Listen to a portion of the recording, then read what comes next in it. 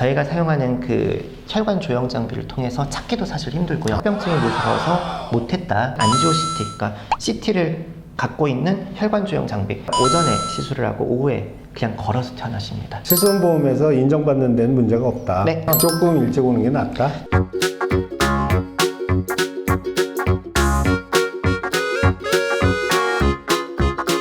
안녕하세요.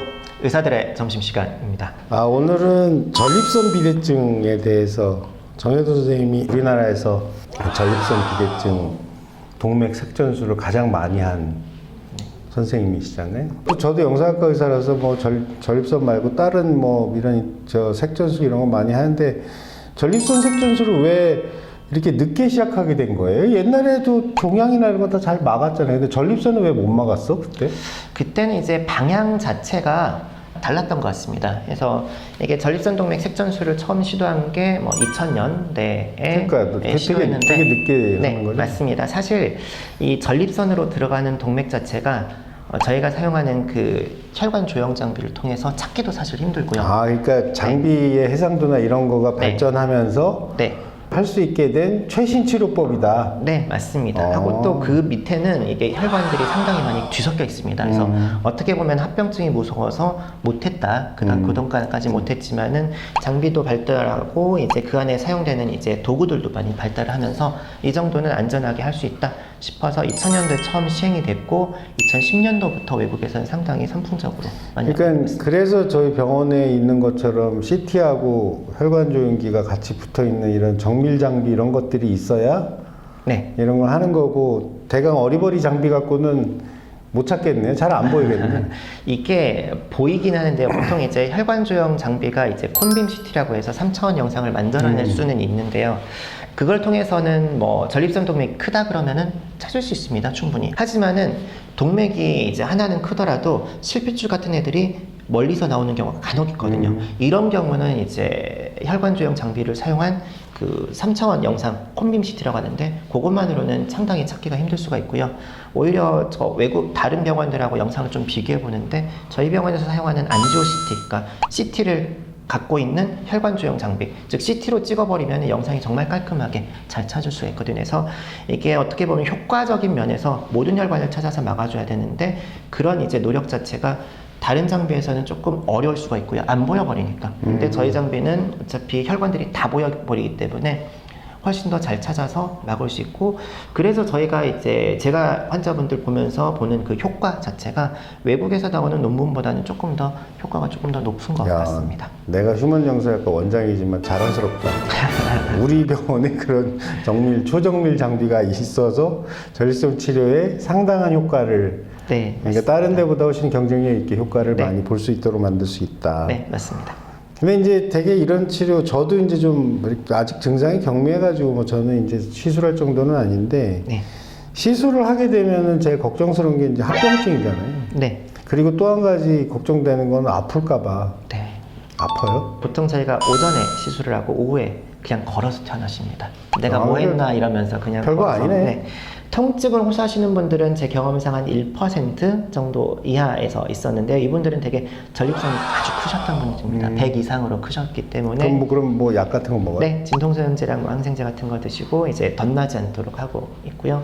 그리고 부작용 그러면은 한 일주일 정도는 조금 불편할 수가 있어요. 뭐 화장실을 좀 자주 가신다든가. 부어서. 그죠? 네, 맞습니다. 약간 자극 증상, 이제 아무래도 혈관을 막아놨기 때문에 전립선으로 들어가는 혈액이 부족한 상태에 빠집니다. 그래서 허혈성 염증이 생겨나기 때문에 자극 증상이 좀 생깁니다. 그래서 화장실 들락날락 거리시기도 하고 뭐 약간 대변이 마려운 것 같은 좀 묵직한 느낌이 있긴 하지만 대부분의 환자분들은 일주일 내 괜찮아지시고요. 일주일. 그 증상 자체가 뭐 일상생활을 못 하실 정도의 그런 증상은 아닙니다. 일상생활은 충분히 가능하시고 좀 불편하신 정도, 일주일. 물론 이게 수술에 비하면 사실 아무것도 아닙니다. 그러니까 오전에 입원해서 뭐 하고 오후에 퇴원할 정도면 아무것도 아니라는 거잖아. 네, 맞습니다. 이빨 뽑는 수준보다 조금 더 가는 거죠. 덜 아픕니다. 어떻게 이빨 보면. 뽑는 것도 덜 아파. 네, 사실 이빨 뽑을 때 이렇게 당기잖아요. 되게 불편한데 환자분들이 이제 얘기하시는 거는 저희가 아무래도 동맥을 이제 뚫었다가 지혈시키기 때문에 한 시술 끝나고 나서 한 4시간 정도 누워 계십사 하거든요.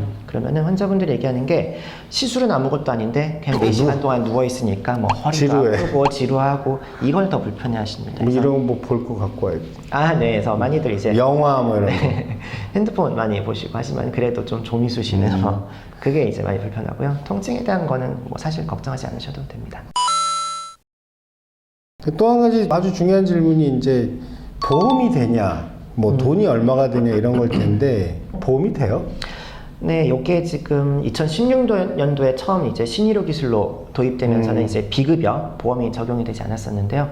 2019년 5월 달부터 건강보험 적용을 받기 시작했습니다. 그럼 지금 보험 되는 거네? 네, 보험은 됩니다. 하지만은 이제 저희가 보통 입원해서 보험하면은 전체 치료비 한 20% 정도를 개인이 부담하게 되는데요.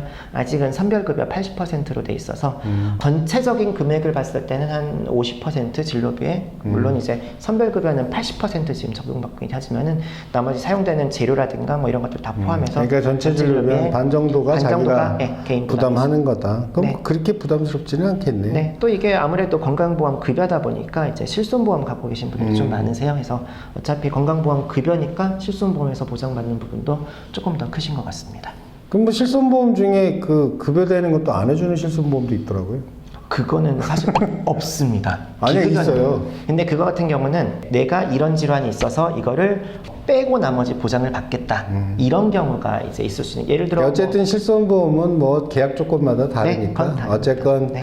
실손보험에서 인정받는 데는 문제가 없다. 네, 맞습니다. 이게 급여가 되는 거니까. 네. 이건 마지막 질문인데 늘상 이제 하는 질문인데 아니, 병이라는 게 생기기 전에 막으면 좋잖아요. 전립선 비대증 안 걸리는 방법은 없어요? 사실 없습니다. 이게 말씀드렸듯이 뭐 이제 좋은 거 없어? 먹는 거? 유전적인 부분이라서 어쩔 수 없이 나이 들면은 뭐 이제 허리도 좀 굽고 피부도 퍼석퍼석해지고 머리도 빠지고 이런 게 사실 노화 과정이지 않습니까? 그래서 그렇죠. 전립선 비대증 자체도 이제 노화 과정의 일환이기 때문에 피할 수는 없습니다. 대신 환자분들이 이제 오는 그 시간대를 보면은 좀 진행되고 병원을 찾으신 경우가 많아요. 그래서 소변 가는 길이 좁아졌을 때는 소변 좀 잘 안 나오네, 좀 줄기가 가늘어지네, 이때까지만 해도 사실 방광의 기능은 괜찮거든요. 그때쯤 오시는 게 좋은데 많은 환자분들은 방광이 망가지고 나서 소변 못 참겠어, 밤에 자주 깨, 너무 불편해, 삶의 질이 떨어지고 나서 오시는 경우가 많습니다. 그래서 조금 일찍 오는 게 낫다? 네, 아까 수술도 이제 100%가 아니라고 말씀드렸지만은 그 이유 중에 하나가 방광 기능이 돌아오지 않는 경우가 한 5에서 8% 존재합니다. 그래서 검진이라든가 병원 찾는 거를 너무 이렇게 꺼려하지 마시고 이런 게 불편하다 싶으면은 병원을 빨리 찾아서 진단을 하고 조금 더 이른 시기에 치료를 시작하면은 방광 기능이 보존된 상태에서는 뭐 무슨 치료를 하든 간에 효과가 좋거든요. 그래서 그러니까 빨리 그냥 찾으시면 그 좋습니다. 버티고 놔두면은 괜찮은 게 아니라 방광이 망가진다. 네, 그러니까 망가지기 전에 오는 게 좋겠다. 네, 맞습니다. 너무 망가져가지고 아예 소변줄을 넣고 사시는 분들도 계세요.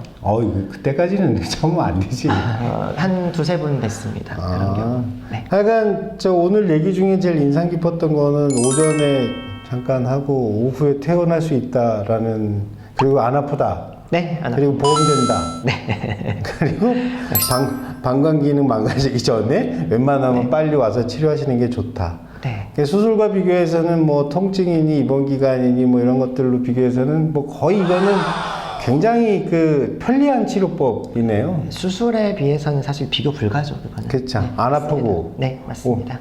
수술을 오전에 하고 오후에 퇴원할 수는 없을 거 아니에요. 그런 것도 보통은 있어요? 1박 2일에 이렇게 수술 같은 경우는 1박 2일 코스를 취하긴 하지만은 나머지 통증이라든가 이런 것들이 상당히 좀 오래 가서 피 섞이는 옷 좀 많이 나오던데. 맞습니다. 옛날에 뭐 요새는 좀 수술이 좀 나아지긴 했나 보네. 네, 나가시긴 했습니다. 네, 오늘은 전립선 비대증 치료 세계적으로 제일 많이 한 정혜도 원장님을 모시고 전립선 얘기를 들어봤고요. 재밌었습니다. 네, 감사합니다. 자, 오늘 여기까지 하겠습니다.